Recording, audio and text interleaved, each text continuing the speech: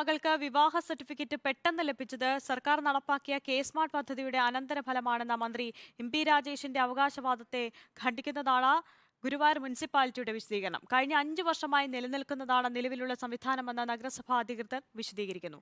ഫേസ്ബുക്കിലാണ് ചിത്രവും കുറിപ്പും സഹിതം കഴിഞ്ഞ ദിവസം മന്ത്രി പോസ്റ്റ് ചെയ്തത്. മന്ത്രി എം.പി. രാജേഷ് അവകാശപ്പെട്ടത് കെ സ്മാർട്ട് വന്നത് മൂലം സർട്ടിഫിക്കറ്റ് 1 മണിക്കൂർ കൊണ്ട് കിട്ടിയെന്നതാണ്. എന്നാൽ LDF ഭരിക്കുന്ന ഗുരുവായൂർ നഗരസഭ തന്നെ വ്യക്തമാക്കുന്നത് കഴിഞ്ഞ 5 വർഷമായി ഇതേ രീതിയിലാണ് സർട്ടിഫിക്കറ്റുകൾ നൽകുന്നതെന്നാണ്. കഴിഞ്ഞ ദിവസം വിവാഹിതരായ സുരേഷ് ഗോപിയുടെ മകളും മരുമകനും ഗുരുവായൂർ നഗരസഭയിലെത്തിയാണ് വിവാഹ സർട്ടിഫിക്കറ്റ് കൈപ്പറ്റിയത്. ഗുരുവായൂരിനെ സംബന്ധിച്ച് ഇതൊരു പുതിയ സംഭവമല്ല.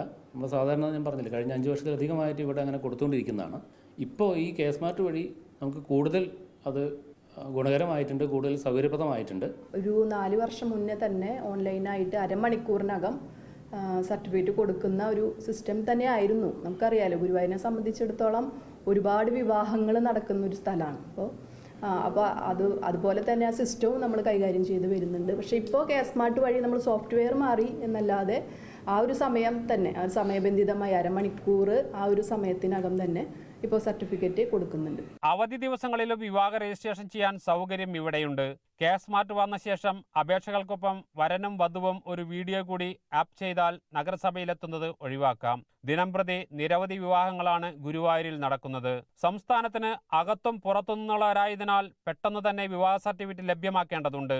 അതുകൊണ്ട് തന്നെയാണ് വർഷങ്ങൾക്ക് മുമ്പേ അതിവേഗത്തിൽ സർട്ടിഫിക്കറ്റ് ലഭ്യമാക്കുന്നതിനുള്ള സൗകര്യം ഗുരുവായൂർ നഗരസഭ ഒരുക്കിയതും. റിപ്പോർട്ടർ, തൃശൂർ.